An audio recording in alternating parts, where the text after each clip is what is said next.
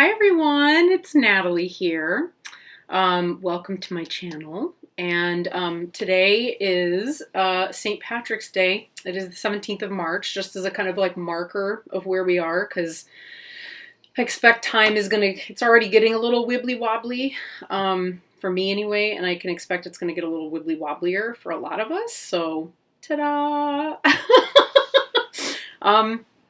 So I feel like I want to do a couple of different videos today, and yeah, I don't know. I've been kind of in quiet hermit mode, which doesn't take a lot. Like the minute that somebody says that it's okay to go into hermit mode, basically for Natalie, it's like, yay, I can disconnect, and go into quiet space and practice and meditate and be in my own little world for a while without having to be too accountable to anyone. And yeah, that can be a little weird sometimes, but it's also just kind of how I've always been a little bit.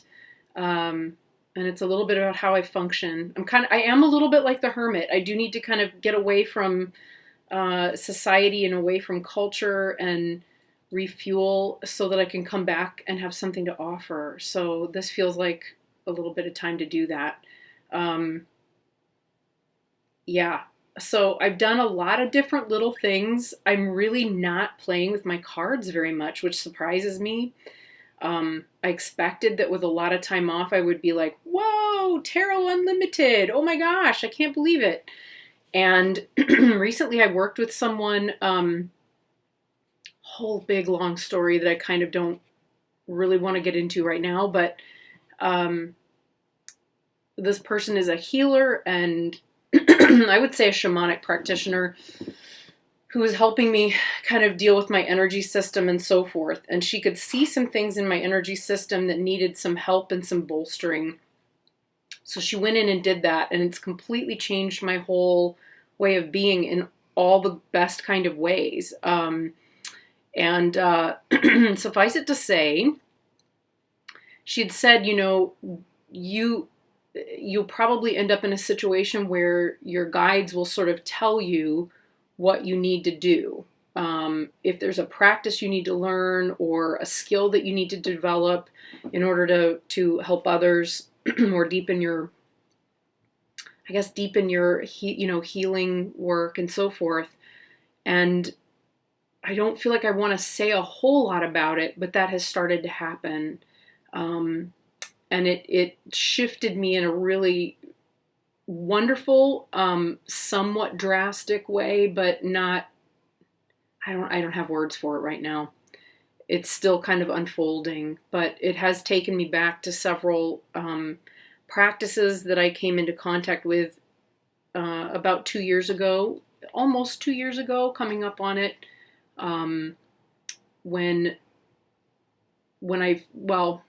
there's so much. There's just so much.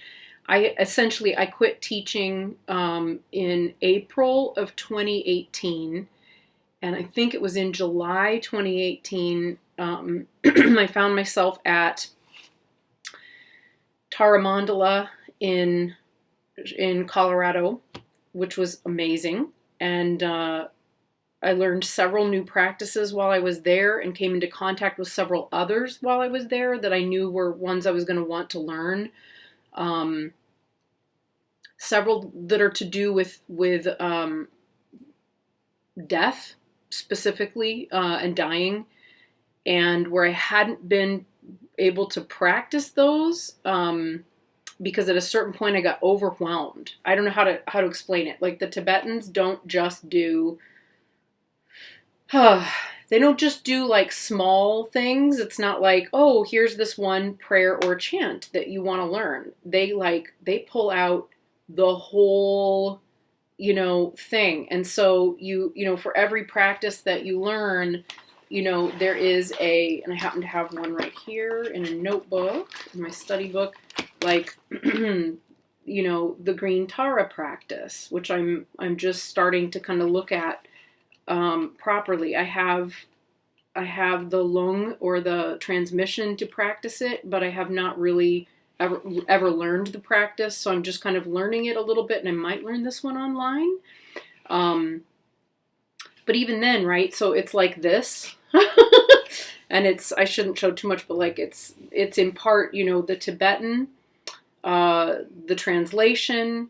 It's all done in Tibetan, but then there's translation so you know what it is that you're chanting or engaging. And then you see it written in Tibetan. So it's always there in 3 languages. And then like at a certain point, right, not that long after I had started practicing in this tradition and with this teacher, she found out that there was a protector for that tradition that had not been included in her, needed to be included, had been working for her basically, and had not been offered their rightful due, right, as a Dharma protector. So suddenly then we have this big email that's like, okay, now you've learned all of these protector chants. Here's an extra one that you have to insert into all of your study books. And it's a lot because it's actually not just Buddhism, right? When you get to Vajrayana and to a lot of these practices, you're out of the range of ordinary Buddhism, and you've shifted into really what's it's a magical practice, which I don't think I really fully grasped until over the last year. So imagine like July 2018, etc. I didn't come into this community, with tarot until like January 2019. And at that point, I was working really hard with all of these different practices and doing my best to keep up with them and so forth. And at a certain point, every time, then there was another time we had an email that's like, okay, here's this whole new huge practice that has all these different components and aspects and various things to it. And we need everybody to do it because it's urgent, and it just became overwhelming for me at that time. And I couldn't take it all in. These are folks who were, really accustomed to this way of working. I wasn't. So just to give you an idea, like what I used to do in my practices, hang on, it's in my purse. So this is I made this as like a little pouch to carry years ago, to carry my Zen prayers and stuff in while I was learning them, or in case I needed to check on them, because sometimes you get going and you're like, oh no, wait, what was that one again? How did that go? So like here's my copy of the Heart Sutra that I was learning. Ooh, and it's very delicate now. That I was learning in Sino-Korean, right? You just learn it, right? You just learn it in the Sino-Korean syllables with your moktak, one instrument, just the one. And believe me, at our temple, like that was hard for a lot of people, just to learn how to take, a little moktak and learn how to work with it. That was hard. These were things I did not find hard because just because of my training in acting, and music. Here's my copy of, the most recent one of, the loving kindness practice, or the Metta Sutta. These are ones that, here we go, is the Great Compassion Dharani. My original one fell apart because this is the first one we ever learned, and this is I wrote it out as part of the practice, and I've just kept this one. And now I have the Chud practice that I've been learning, for 18 months or whatever. How long would it be? I received the lung in September 2018. I don't know. Yeah, about 18 months, something like that. A little over that, maybe. I don't know. But I would practice this because it's in Tibetan. And all the little dots that are there are the drum beats. But you're working with a drum in one hand and a bell in the other one. And then the drum beats are not, they don't play the same way together. I mean, it's a lot. It's a lot. I think I broke down the practice, and between learning the Tibetan, learning the tune, learning the visualization and the information behind what's being chanted or sung, learning to play the drum, because it's a really, maybe I'll pull it out in a minute. How bad is the time here? Not that bad. But hey, where are we all going to go, right? We're all just sitting here. But yeah, it's a lot. It's a lot. And so I can chant it and sing it straight the way through. I have large portions of it memorized because that's how I, acting and all of that. And I'm used to doing that. The Tibetan wasn't nearly as hard as I expected it to be to learn to pronounce and work with, but it's a lot. It's a lot. And this is a very intense practice that's not, it's not meant to be an occasional practice. It's meant to be a core, like form a core part of your practice. And it's a challenging one to try and explain. It's basically a compassion-based practice, and it's related to feeding your demons. So the feeding your demons practice that I was talking about before is one that comes out of this tradition. So I've been working with that. I then, I had bought this back in 2018 because I really, Machi Glabdron, who is the beautiful Dakini woman, she was a human being. Basically, she founded the tradition in Tibet in about 1100, 1180, somewhere in there. And it came from, Tibetan Bon originally, so that tells you something. Every time you're dealing with a religion, there's cultural overlay, so it's really just getting to grips with what's the cultural overlay and how does that play a role in the belief system around the belief system, if you see what I'm saying. I don't know. I also had felt, I'm jumping all over the place. I'd also felt at a certain point, like last year, why, I'm a Buddhist, but then I'm messing with tarot again. Why am I doing that? Why do I feel called, so powerfully, overpoweringly called back to that? It was so strange for me to have that. I think over the last year, I've just learned to trust that. I've just learned to trust it because why wouldn't I? And actually that's brought me back to a place that's really whole. I feel so good about it. It's transformed me because the tarot was there before Buddhism ever was for me. So coming back to the tarot was really kind of like coming back to my roots in a way. I don't feel conflict with that anymore. And I've interestingly realized, like over the last year, and this will become relevant momentarily, but I realized in the last year that I actually don't feel conflicted anymore about Christianity, which is interesting. I worked through some real heavy stuff to do with that, I guess, back in the fall of 2017. And I guess in some ways that was its last hurrah, because I haven't felt any conflict with it for a very, very long time. So when I started working with the Santos and Signs deck by Melissa Lucia, of which I have a new deck or two here from Melissa. We're going to unbox here shortly. And I'll put that in a different video, though. Again, just the drainage, not the COVID, just to be clear.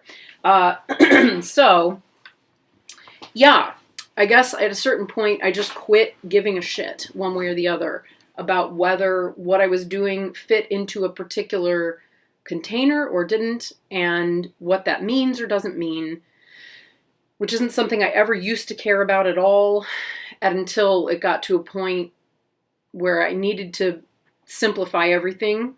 And that was when I went totally Buddhist, 100% nothing else, for a very long time. And I've come back out the other side of that now, which is great. To be back on the other side of it is a really healthy. It feels healthy. It feels really healthy. Yeah, I guess that's about the best way to put it. I don't feel like as much of a need to put boundaries around things. I realize that, whatever comes to me, and I just work with it and accept it. And I'm also just being led, where I'm receiving guidance to go a particular direction, I just go. And it's amazing how much energy comes up when you listen and take that guidance and move forward. So back to this one. Studying Machi has become really fascinating because I can just read and read and read and underline to my heart's content, and it just feels like the right thing to do right now. So that's really where a lot of my energy's gone. I was really intending to put it other places. And then this happened. Just did. So yeah, fascinating. I realized as I was reading this one and working with it that I really can't fully grasp and understand the depth of this practice or begin to, which I'm really only just beginning to after learning. Well, let's say I've worked with it 18 months off and on, here or there, at times very intensely and at other times just kind of touched into it. But, over time it kind of deepens, is my experience. If you really go into something and work deeply with it for a little while, over time, if the seeds were planted well, they continue to grow even if you're not actively feeding them. It's amazing how plants work like that, and it's amazing how stuff like that operates in the body-mind. So yeah, I thought, I really don't know anything about this. I really don't know what I'm doing. I don't know that I'll ever be able to do anything helpful with it. It's really not worth, I should probably try and sell my drum because it's such a beautiful one. I should really, etc. Too bad I missed the boat on that practice is kind of where I was on Sunday. And then suddenly, Sunday morning, and then suddenly I woke, I thought, well, I didn't wake up. I thought, wait a minute. Did I miss the boat on that? Is it, what is it that I'm reacting to? And so I went and got my drum and pulled it out, and I pulled up the course material again because I was learning a lot of this through an online series through my teacher, and realized that it had deeply gone in a way that I hadn't expected.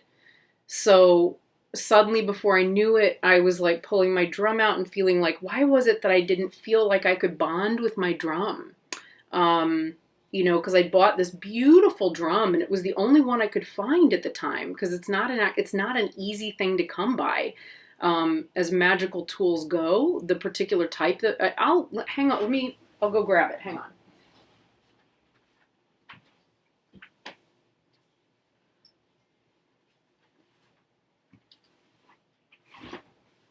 So this is the drum, or the case for the drum itself.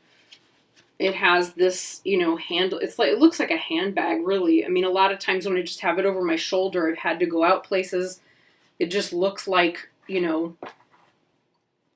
just looks like an ordinary purse or like, not ordinary, be a little bit bling, but, it looks like a purse. And it unrolls like this. And then it unties, let me see here. It unties at the top like this. Actually, I should probably move packages and books out of the way here. Yeah,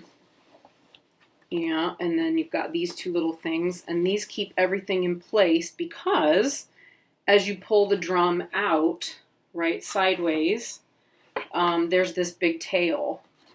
So here is the actual drum. And it's okay to put the case on the floor. We always do. And this is it. So, yeah, it's a double-sided drum. And I think this is made of python skin. So both sides. They're usually blue. They're usually made of some kind of a goat skin. I can't remember why. There are a lot of these damarus are sometimes made from python skin as well. That's not an uncommon feature, or it's not an unheard of or unusual feature. It's not very common, but yeah.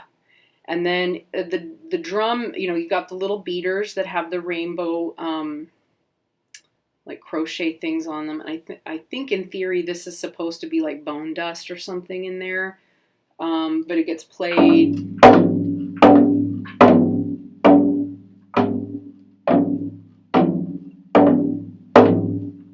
Like this. And then on this, I've got these two tails. So one of the tails has what looks like 5 neckties.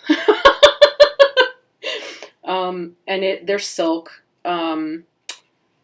Yeah, and they always have this little like club looking thing at the top. And there's one color for each of the 5 Buddha families. So you find that in prayer flags as well, where you see Buddhist prayer flags. And then I have this second tail on here as well. And then what I did, that kind of came about on what day? What, Sunday? Sunday afternoon. Ooh, look, you can see the light coming through the drum there. It's such a beautiful instrument. But yeah, I only had at that time, I only had just the one tail on there, and I was having trouble playing it because it's very big and heavy. And basically, as you can see from my hand position, that's how you hold the drum. And I realized, like, why is it so hard to play? Well, because the tails, I'd forgotten this completely, the tail is on there to offer ballast, so that it makes it easy. If you try to play one of these with no tail, it will be a pain in your butt. It will be such a pain in your butt because it won't work or function very well. But with the tail, oops, it's much easier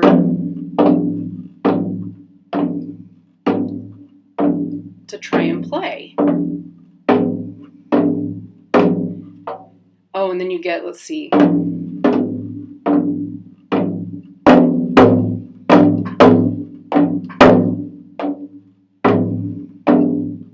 Yay, I made that transition. See, when I'm trying to do it for real, I can't make that transition. And it's usually because I also have a bell in the other hand. It's just such a nightmare. It's so hard.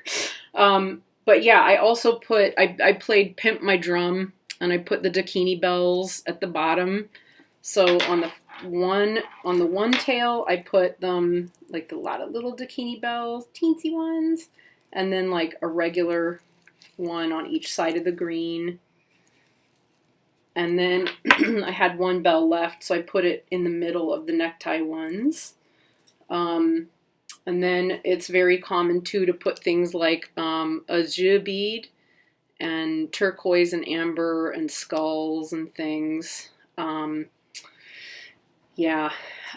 some point I'll need to get some other little things on here, too, that have symbolic meaning that's important to the tradition as well as the individual practitioner. Something else I had to do, you see where there is like a turquoise color here, that is suede. When I got the drum, it did not have a rope inside the handle. It was just the brocade. And you can't really, it doesn't function. You can't hold it when it's just like that. So I had to pull that off very delicately and carefully. I decided I wanted some of that turquoise color that's more traditional to the drums themselves, like somewhere on my drum. So adding it that way was one way to do it. It looks very nice with the red.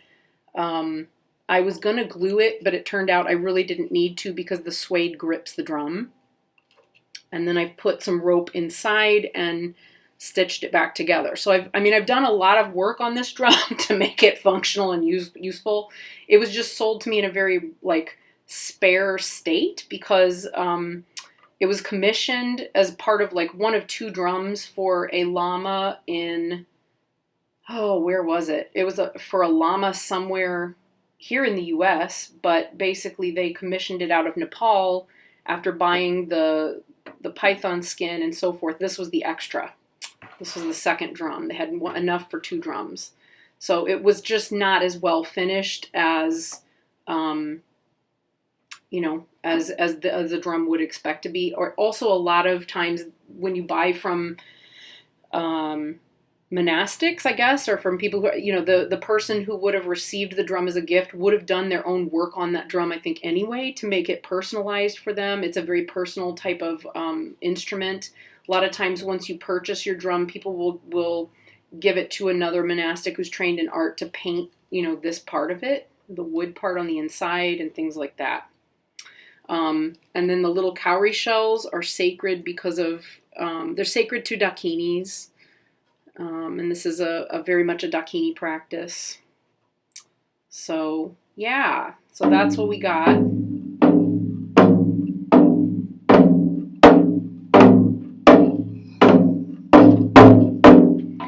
there we go. Yeah, there we go. That's that. And it makes such a nice echo. I don't know if you guys can hear it echo, but yeah, when I'm talking or chanting, it like echoes through the drum along with the drum beat. So anyway, so that's what's been going on with that. It's a lot. A lot. Okay. So, yeah, I've been just working with that again and realizing too, if I'm going to go back to working with Chud, then I also need to do Green Tara practices, because part of where these practices came from was from Machig's awakenings, and her being called to by Green Tara.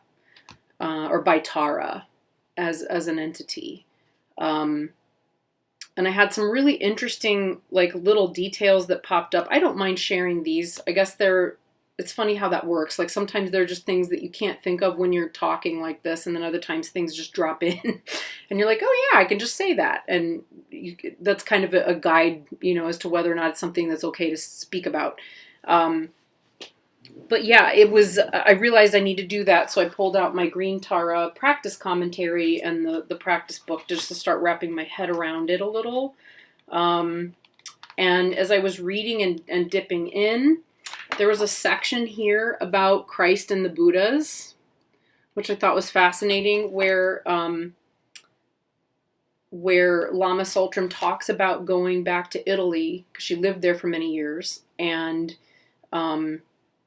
she's had a lot of really awful experiences in her life, like really painful, profoundly painful ones. Like she's not shy about talking about it. She lost a child to SIDS while she was living in Italy. But so she tells this story about going back to Italy with her second husband, David, who really was very much the love of her life, and going into this church and having like a guru yoga experience with Jesus there.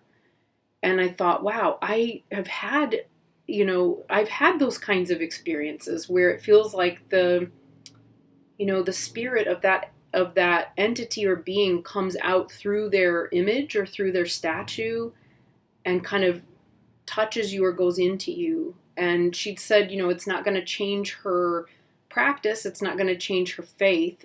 But that it, similarly to what I was expressing earlier, she just kind of realized at a certain point, these are experiences. These experiences take place for a reason or purpose. And instead of like judging or qualifying them, just accepting them and letting them through, letting them in, has become such a huge part of how she experiences her connection with spirit, I guess, for lack of a better term, right? Similarly, in here, she was writing about, and this was the part where I was like, can I tell this? I'm not sure I can tell this. She's talking about like who is Green Tara and who is Tara and what does she mean and what is this about and so forth. And she talks a little bit in there about how she feels like Tara is ultimately a huge aspect of us, that part of who we are is Tara, right? Is green, especially Green Tara.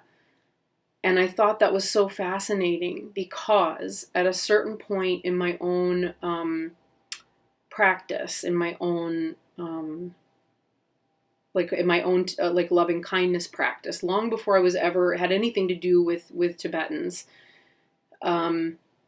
I began to call myself, when I was coming from that place or trying to access that place in myself, I realized I started to call myself Tara. And I didn't know why. I didn't know where that came from. But it wasn't me calling Tara like as an outside entity. It was me just talking to my heart or talking to myself as a heart, and calling myself Tara. And so, yeah, that too, like to read that in there as well was very affirming, that there's something natural that comes out of us and that's awake in us. or becomes awakened in us in our day-to-day lives and in our practices and in our experiences, that's completely valid and really beautiful. So yeah, I found that a lot with this teacher when I read her books, when I read her commentaries, when I listen to her talk about things. So often I just kind of like find myself nodding and going, yeah, that's how I've experienced this too. Yeah, and it's been very helpful to come into contact with her right now because, or I mean, when I came into contact with her because I was really undergoing a pretty significant transformation at that time, both in myself and my life and my practice. I've talked about this before in other videos, but yeah. And I found I was having lunch with a friend last week, sometime before everybody was put on lockdown, sort of quarantined and told like no going out of the house anymore. And we were sitting chatting, we were having a wonderful, wonderful conversation, and we hadn't seen each other in a long while, not since last fall sometime. She's a potter as well. And as we were talking, she just said, so how are you? And I said, the like stopping teaching, and I could never have said this until it was the truth. And going, not just because I still teach, obviously, but just stopping being at the university and going into working with death and dying and starting a whole new kind of path in my life. Both spiritually and in my work, and bringing the two together in the way that I have, was one of the best things that could ever have happened to me, and has made me more authentic and more, I guess, happy with who I am and happy with my path than I would ever have expected. And I just couldn't believe that. It was one of those things where it just came out of my mouth, and I thought, whoa, I can't believe I just said that. Did I just say that? Because even into last fall, I was still like, is this, really, is this what I want? I don't know that this is what I wanted. This is hard, because it was a hard moment, and there will be many more. We're on the path right now where things are going to be more difficult before they're not difficult. But I really wouldn't change it. I wouldn't change it. It's okay. I realized I was at a place where it just came very naturally out of my mouth. And part of that was the experience that I had in Tulsa with my godmother, which was really profound on so many levels. It was so, the timing of it, the timing of working with the healer, shamanic practitioner that I came in touch with, which is such a fascinating situation that doesn't feel right to talk about somehow. I don't know how to explain that one. There's just too many things, and it would be too hard to kind of put them in context. But a lot of what she said to me and a lot of what I discovered from her took place right before I left to go down there. And she basically told me everything I needed to fully empower me to do what was necessary to help and to be genuinely helpful. In a way that was, I could never have predicted it. I could never have anticipated what I was really going to be coming into contact with through that experience, and what it would mean. And in the time since, it's really been continuing to unfold, and become clearer as well. So yeah. So I'm sure I will come back with further updates and further things to say about this.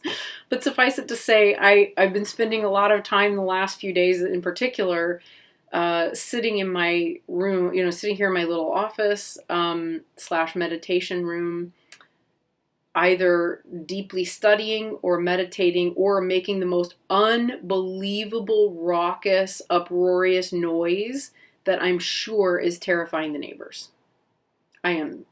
There's no doubt in my mind the neighbors are really wondering really wondering.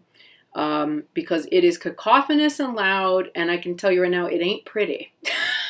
It's not like singing a sweet little song. It's not practicing Jitro where it's really beautiful and there's no instruments and it's just vocal, right? It's not that. So yeah, it's not great. So there we go. All right, folks. I will be doing the unboxing next. So I gotta make sure I put these in the right order. Okay. So yeah, at some point I will return with something, inevitably. But I just don't want to put any. I don't want to put any like promises out there or containers around things because I know that things are just going to continue to like arise as they do. And I think it's helpful just to leave space for them to do that. So yeah, I'll still be here with Marielle, and I'll be here with my weekly guidance reading as usual. The rest of it's kind of fluffy. I'm going to let it be formless for a while. Okay. Thanks, everyone. See you soon, and I hope you're hanging in there. I love all of you very, very much, and know that I am I am here practicing for you and with you, and holding space for your well-being and for your healing and for, a helpful resolution to the situation at hand. Okay. See you soon.